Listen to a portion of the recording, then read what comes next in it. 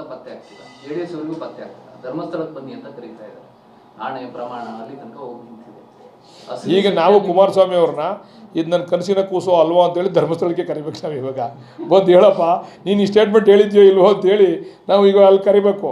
ಈಗ ಅಡ್ಡ ಮತದಾನಕ್ಕೆ ಅವ್ರು ಮಾಡಿದ್ಮೇಲೆ ಕುಮಾರಸ್ವಾಮಿ ಅವರು ಈ ವಿಚಾರಕ್ಕೆ ಬರ್ಬೇಕು ಧರ್ಮಸ್ಥಳಕ್ಕೆ.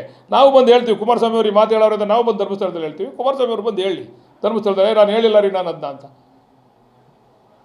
ಅವ್ರು ಕರೆದವ್ರಲ್ಲ, ಅವರೇ ಕರೆದವ್ರು, ನಾವು ಕರೆದಿರೋದಲ್ಲ. ಅವ್ರು ಕರೆದವ್ರು ಅಡ್ಡ ಮತದಾನಕ್ಕೆ. ಅದು ಅವ್ರ ಪಕ್ಷಕ್ಕೆ ಬಿಟ್ಟಿದ್ದ ವಿಚಾರ, ಅವರೆಲ್ಲರ ಕರೆದು ಮಾಡಿಸ್ಕೊಳ್ಳಿ, ಅದ್ರ ಬಗ್ಗೆ ನಮ್ಮ ತಕರಾರಿಲ್ಲ, ಅದ್ರ ಬಗ್ಗೆ ನಾವು ಚರ್ಚೆನೂ ಮಾಡೋಕ್ಕಾಗಲ್ಲ. ಈ ವಿಚಾರದಲ್ಲಿ ಮಾತಾಡಬೇಕು ಧರ್ಮಸ್ಥಳದಲ್ಲಿ. ಈ ವಿಚಾರನೂ ಧರ್ಮಸ್ಥಳದಲ್ಲಿ ಮಾತಾಡಲಿ ಅಂತೀರಾ? ಯಾರು ಅವ್ರನ್ನ ಅಲ್ಲಿ ಕರೆದ್ರೆ ನಾವು ಇವ್ರನ್ನ ಅಲ್ಲಿ ಕರಿತೀವಿ ಈ ವಿಚಾರಕ್ಕೆ. ಪ್ರಾಮಾಣಿಕತೆ ಎಷ್ಟು ಅಂತ ಗೊತ್ತಾಗಬೇಕಲ್ಲ. ಅವ್ರು ಕರೆದ್ರೆ BJP ಅವ್ರು ಕರೆದ್ರೆ, ಕುಮಾರಸ್ವಾಮಿ ಅವರು ಪಾರ್ಟ್ ಆಫ್ ದಿ BJP ತಾನೆ, ಅವರು ಬಂದು ಈ ವಿಚಾರನ ಅಲ್ಲೇ ಚರ್ಚೆ ಮಾಡೋಣ. ಹಂಗಾರೆ ಅವ್ರು ಕರೆದ್ರೆ, ನಾವು ಕರಿತಾ ಇಲ್ಲ, ಅವ್ರು ಕರೆದ್ರೆ ಇವರು ಬರಲಿ, ಈ ವಿಚಾರನ ಅಲ್ಲೇ ಚರ್ಚೆ ಮಾಡೋಣ. ಆ ಭಗವಂತನ ಮುಂದೆ ತೀರ್ಮಾನ ಮಾಡೋಣ. ಸುಳ್ಳು ಎಷ್ಟು ಸತ್ಯ ಎಷ್ಟು ಅಂತ ಭಗವಂತ ತೀರ್ಮಾನ ಮಾಡಲಿ. ಯಾರು ಸುಳ್ಳು ಹೇಳ್ತಾರೆ ಅವ್ರಿಗೆ ಶಿಕ್ಷೆ ಕೊಡಲಿ, ನಾವು ಸುಳ್ಳು ಹೇಳಿದ್ರೆ ನಮಗೆ ಶಿಕ್ಷೆ ಕೊಡಲಿ, ಅವ್ರು ಸುಳ್ಳು ಹೇಳಿದ್ರೆ ಅವ್ರಿಗೆ ಶಿಕ್ಷೆ ಕೊಡಲಿ. ಬಹುಶಃ ಮಂಜುನಾಥನ ಸನ್ನಿಧಾನದಲ್ಲಿ ಏನಾರ ಸುಳ್ಳು ನಡೆದ್ರೆ ಬಹುಶಃ ಅವನು ಸರ್ವನಾಶ ಆಗೋಯ್ತಾನೆ. ಅಲ್ಲೇ ಹೋಗೋಣ ನಡೀರಿ, ಅಲ್ಲೇ ಚರ್ಚೆ ಮಾಡೋಣ. ಅವ್ರು ಕರೆದ್ರೆ, ನಾವು ಕರೆದಿಲ್ಲ. ಆಮೇಲೆ ನೀವು ಕರೆದ್ರು ಅಂತ ಅಂದ್ಬಿಡಿ, ಆಮೇಲೆ ಹೋಗಿ ಕೇಳ್ತೀರ ನೀವು ಬಾಲಕೃಷ್ಣ ಅವ್ರು ಅದಕ್ಕೆ ಕರೆದ್ರು ಅಂತ.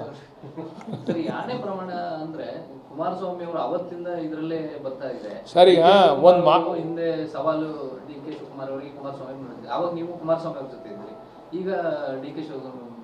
ಸರಿ, ಕುಮಾರಸ್ವಾಮಿ ಅವರ ಮನಸ್ಥಿತಿ ನಿಮ್ಗೆ ಹೇಳ್ತೀನಿ. ನಾನು ಅವ್ರ ಜೊತೆ ಬೆಳೆದಂಥವನು, ಮನಸ್ಥಿತಿ ಹೇಳ್ತೀನಿ ನಿಮಗೆ. ಅವರು ಯಾರು ಕೂಡ ಮುಖ್ಯಮಂತ್ರಿ ಆಗಿರೋದಕ್ಕೆ ಸಹಿಸ್ಕೊಳ್ಳಲ್ಲ. ಅವ್ರು ಏನು ಮಾಡೋರು, ಏನು ಅನ್ಕೊಂಬಿಟ್ಟವ್ರೆ ಅಂತಂದರೆ, ಈ ರಾಜ್ಯಕ್ಕೆ ಏನಾರ ಮುಖ್ಯಮಂತ್ರಿಯಾಗಿ ಈ ರಾಜ್ಯಕ್ಕೆ ಏನೋ ಒಳ್ಳೇದು ಮಾಡೋದು ನಾನು ಒಬ್ಬನೇ ಅಂತ ಅನ್ಕೊಂಬಿಟ್ಟವ್ರು. ಇನ್ಯಾರು ಒಳ್ಳೇದು ಮಾಡಲ್ಲ, ನಾನು ಒಬ್ಬನ ಕೈಲೇ ಆಗೋದು ಅಂತಕ್ಕಂಥ ಅವ್ರ ಮಾತುಗಳು, ಅವರ ನಡವಳಿಕೆ ಎಲ್ಲ ನೀವು ನೋಡ್ತಾ ಇದ್ದೀರಾ ಅಲ್ವಾ. ನೀವು ಇವ್ರು ಒಳ್ಳೆ ರೀತಿ ಮಾಡಿ ಒಳ್ಳೆ ನಡವಳಿಕೆ ಇದ್ದಿದ್ರೆ ಇಷ್ಟೊತ್ತಿಗೆ 124 ಜನ ಗೆಲ್ಸ್ಬಿಡೋರು.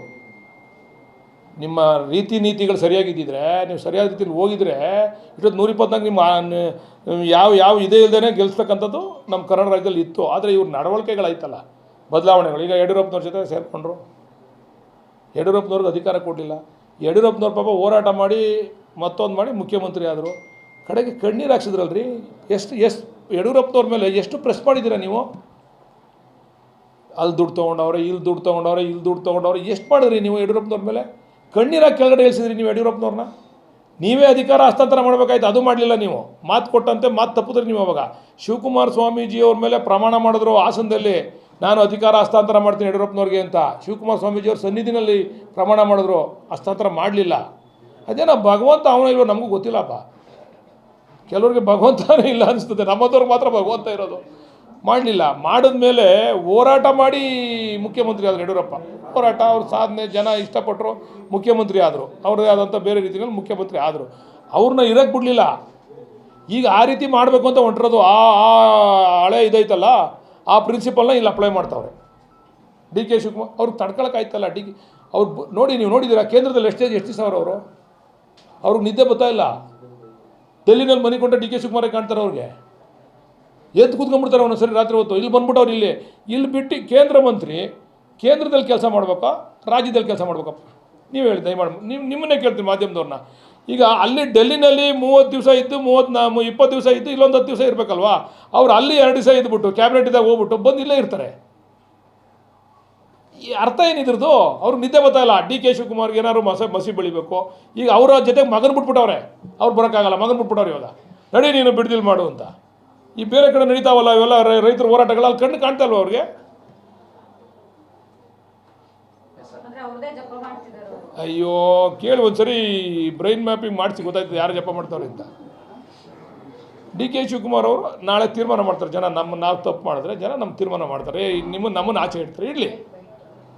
ಇದು ರಾಜಕಾರಣದಲ್ಲಿ ಇವೆಲ್ಲ ಏರಿಳಿತಗಳು ಇದ್ದಿದ್ದೇನೆ.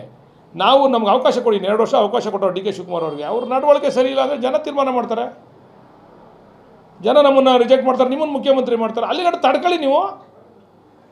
ಏನಾದರೂ ಮಾಡಿ DK ಶಿವಕುಮಾರ್ ಮೇಲೆ ಗೋಬೆ ಕುಣಿಸ್ಬಿಡ್ಬೇಕು, ಯಾವುದಾದ್ರೂ ಹುಡುಕಬೇಕು. ಅದು ಯಾವ್ಯಾವುದೋ ಕಥೆ ಹೇಳ್ತಾರೆ. ನಾನು ಒಂದೇ ಪ್ರಾಮಾಣಿಕವಾಗಿ ಪ್ರಶ್ನೆ ಮಾಡ್ತೀನಿ.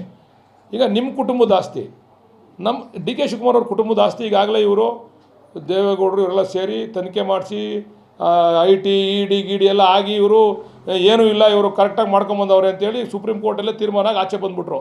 ಈಗ ನಿಮ್ಮದನ್ನು ಕೂಡ ಒಳಪಡಿಸ್ತೀರ ಹಂಗಾರೆ ತನಿಖೆಗೆ? ನಿಮ್ಮದು ಕೂಡ ಪ್ರಾಮಾಣಿಕವಾಗಿ ಚರ್ಚೆಗೆ ಬರ್ತಿರೋ ಹೋಗಲಿ ಚರ್ಚೆ ಮಾಡೋಣ. ನೀವು ಹೆಂಗೆ ಸಂಪಾದನೆ ಮಾಡಿದ್ರಿ, ನಿಮ್ಗೆ ಇಷ್ಟೊಂದು ದುಪ್ಪಟ್ಟು ಆಸ್ತಿ ಆಯ್ತಲ್ಲ, ನಿಮ್ಮ ಮಗನ ಹೆಸರಲ್ಲಿ ಅಷ್ಟೊಂದು ಆಸ್ತಿ ಐತೆ, ಹೆಂಡತಿ ಹೆಸರಲ್ಲಿ ಐತೆ, ನಿಮ್ಮ ಹೆಸರಲ್ಲಿ ಐತೆ, ನಿಮ್ಮ ಅಣ್ಣ ಹೆಸರಲ್ಲಿ ಐತೆ, ನಿಮ್ಮ ತಮ್ಮನ ಹೆಸರಲ್ಲಿ ಅದೇ, ಇವೆಲ್ಲನೂ ಕೂಡ ಚರ್ಚೆ ಮಾಡೋಣ ಸಾರ್ವಜನಿಕವಾಗಿ. ಹಂಗಾರೆ ಎಲ್ಲಿಂದ ಬಂತು ಅಂತ? ನೀವೇನಾರು ದೊಡ್ಡ ರಿಯಲ್ ಎಸ್ಟೇಟ್ ಮಾಡ್ತಾಯಿದ್ದೀರಾ, ದೊಡ್ಡ ಬಿಸ್ನೆಸ್ ಮಾಡ್ತಾಯಿದ್ದೀರಾ, ದೊಡ್ಡ ಏನಾರು ವ್ಯವಹಾರ ಮಾಡ್ತಾಯಿದ್ದೀರಾ, ದೊಡ್ಡ ಏನಾರು ಟಾಟಾ ಬಿರ್ಲಿಂದ ಏನಾರ ಪಾರ್ಟ್ನರ್ಶಿಪ್ ಶೇರ್ ಆಯಿತಾ ಹೇಳ್ಬೇಕಲ್ಲ ಏನಾರು ಒಂದು. ನಿಮಗೆ ದುಡ್ಡೆಲ್ಲ ಹೆಂಗೆ ಬಂತು ಹಂಗಾರೆ ಆಸ್ತಿ ಎಲ್ಲ? ನಾನು ಒಂದು ಸರಿ ಕೇಳಿದ್ದೆ, ಅವ್ರು ಮುಖ್ಯಮಂತ್ರಿಯಾಗಿ ಹೇಳಿದಾಗ ನಾನು ಒಂದು ಸರಿ ಕೇಳಿದ್ದೆ, ನಾನು ಒಂದು ಟ್ರಾನ್ಸ್ಫರಲ್ಲೂ ಕೂಡ ನಾನಾಗಲಿ ನನ್ನ ಕುಟುಂಬ ಆಗಲಿ ದುಡ್ಡು ತೊಗೊಂಡಿಲ್ಲ ಅಂದ್ರೆ ಬಂದು ಪ್ರಮಾಣ ಮಾಡಿ ಸ್ವಾಮಿ ಅಂತೆ. ಎಲ್ಲರ ತಾವು ದುಡ್ಡು ತೊಗೊಂಡ್ರೆ ಉದಾಹರಣೆಗಳಿದ್ದಾವೆ, ಟ್ರಾನ್ಸ್ಫರ್ಸ್ ಎಲ್ಲ ದುಡ್ಡು ತೊಗೊಂಡ್ರೆ ಉದಾಹರಣೆಗಳಿದ್ದಾವೆ, ಪೋಸ್ಟಿಂಗ್ಸ್ ಎಲ್ಲ ದುಡ್ಡು ತೊಗೊಂಡ್ರೆ ಉದಾಹರಣೆಗಳಿದ್ದಾವೆ, ನಿನ್ನ ಅಧ್ಯಕ್ಷನ ಮಾಡ್ತೀನಿ ಅಂತ ದುಡ್ಡು ತೊಗೊಂಡು ಅರ್ಧಂಬರ್ಧ ವಾಪಸ್ ಕೊಟ್ಟರು ಉದಾಹರಣೆಗಳು ಇದ್ದಾವೆ. ಜಿಲ್ಲಾ ಪರಿಷತ್ತಲ್ಲಿ ಅಧ್ಯಕ್ಷನ ಮಾಡ್ತೀನಿ ಅಂತ ದುಡ್ಡು ತೊಗೊಂಡು ಇಲ್ಲಿ BBMPನಲ್ಲಿ ಮೇಯರ್ ಮಾಡ್ಬೇಕಾದ್ರೆ ದುಡ್ಡು ತೊಗೊಂಡ್ರೆ ಉದಾಹರಣೆಗಳಿದ್ದಾವೆ ಕಾರ್ಯಕರ್ತರ ಹತ್ರ. ಇವೆಲ್ಲರೂ ಕೊಡ್ತಿರ್ಬೇಕಾರೆ ಎಕ್ಸಾಂಪಲ್ಸ್ ಬೇಕು ಅಂದರೆ ಕುಮಾರಸ್ವಾಮಿ ಅವ್ರಿಗೆ. ನೀವು ಪ್ರಾಮಾಣಿಕವಾಗಿರಿ ಸ್ವಾಮಿ, ನಾವು ನಿಮ್ಮ ಕಾಲು ಮುಟ್ಟು ನಮಸ್ಕಾರ ಮಾಡ್ತೀವಿ. ನೀವು ಇದೇ ಸ್ಥಿತಿ, ಜಾಸ್ತಿ ಕಡಿಮೆ ಬೇರೆ ಇರ್ಬೋದು, ಆದರೆ ನಿಮ್ಮ ರಾಜಕಾರಣನೂ ಇದೇ ದಿಕ್ಕಿನಲ್ಲಿ ನಡೀತಾ ಇರೋದು. ನೀವು 100% ನಾನು ಪ್ರಾಮಾಣಿಕ ಕಣೆ ಅಂತಂದರೆ ಪ್ರೂವ್ ಮಾಡಿ ಬಂದು ಮಾತಾಡೋಣ.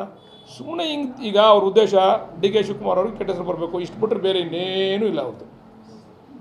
ಟೌನ್ಶಿಪ್ ಬಿಟ್ಟರೆ 5 ಎಕರೆ ಜಾಗ ಇದೆ ಅಂತ ಸರ್ ನಿಖಿಲ್ ಕುಮಾರಸ್ವಾಮಿ ಐದಲ್ಲಮ್ಮ 36 ಎಕರೆ. ಲೆಕ್ಕ 5 ಎಕರೆ ಇದೆ ನಿಖಿಲ್ ಹೆಸರು. ಅವ್ರ ಅಪ್ಪನೇ ಬಿಡಲಿಲ್ಲ ಟೌನ್ಶಿಪ್ನ, ನಾವೇ ಈಗ ಆಗೋಗಿರೋದು ದುಡ್ಡೆಲ್ಲ ಕೊಡ್ತಾ ಇದ್ದೀವಿ, ಹೇಗೆ ಬಿಡೋಕ್ಕಾಯ್ತದೆ. ಸದ್ಯ ಈಗ ಕೊಟ್ಟರೆ ಆ ಹೋರಾಟ ಮಾಡ್ತಾವ್ರಲ್ಲ ಅವ್ರಿಗೆಲ್ಲ ಒಂದು ಸೈಟ್ ಕೊಡ್ತೀವಿ ಕಣಮ್ಮ.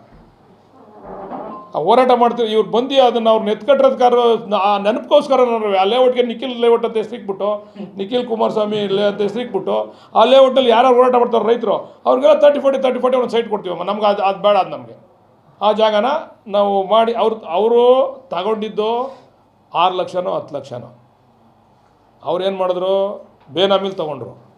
ಬೇನಾಮಿಗೆ ದುಡ್ಡು ಹೋಗ್ಬಿಡ್ತದೆ ಅಂತೇಳಿ GBITಗೆ ಲೆಟ್ರ್ ಕೊಟ್ಟರು. ಇದು ಯಾವುದೇ ಕಾರಣಕ್ಕೆ ದುಡ್ಡು ನನ್ನ ಅಕೌಂಟಿಗೆ ಬರಬೇಕು ಅಂತ ನಮ್ಮ ಅನಿತಾ ಕುಮಾರಸ್ವಾಮಿ ಅವರು ಲೆಟ್ರ್ ಕೊಟ್ಟರು. ಅವರು ಬಿಟ್ಕೊಡ್ತೀವಿ ಅನ್ನೋ ಅವ್ರು ಲೆಟ್ರ್ ಹಾಕಿ ಕೊಟ್ಟರು, ನಮ್ಗೆ ದುಡ್ಡು ನಮ್ಮ ಅಕೌಂಟಿಗೆ ಕೊಡಿ ಅಂತ. ಬಿಟ್ಕೊಡ್ತೀವಿ ಅನ್ನೋ ಅಂಥ ಮನಸ್ಥಿತಿ ಇದ್ದಿದ್ರೆ ಲೆಟ್ರ್ ಹಾಕಿ ಕೊಟ್ಟರು ನಮ್ಗೆ ಕೊಡಿ ದುಡ್ಡು ಅಂತ. ಇವತ್ತು 2 ಕೋಟಿಗೆ ಹೋಯ್ತದೆ, ಇವ್ರು ತೊಗೊಂಡಿದ್ದು 10 ಲಕ್ಷಕ್ಕೆ. ಇವತ್ತು ಎಷ್ಟು ಕೊಡ್ತಾಯಿದ್ದೀವಿ ಅವ್ರಿಗೆ ಪರಿಹಾರ?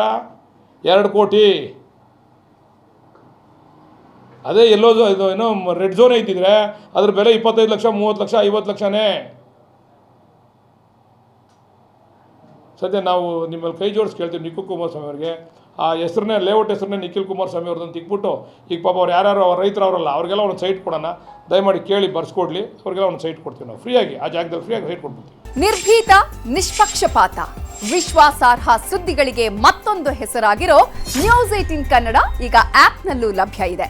ದಯವಿಟ್ಟು ಇಲ್ಲಿರೋ QR ಕೋಡ್ ಅನ್ನು ಸ್ಕ್ಯಾನ್ ಮಾಡಿಕೊಂಡು ಆಪ್ ಡೌನ್ಲೋಡ್ ಮಾಡೋದಕ್ಕೆ ಮರಿಬೇಡಿ. ನಿಮ್ಮ ಬೆಂಬಲ ಹೀಗೆ ಸದಾ ನಮ್ಮೊಂದಿಗಿರಲಿ. ಧನ್ಯವಾದ.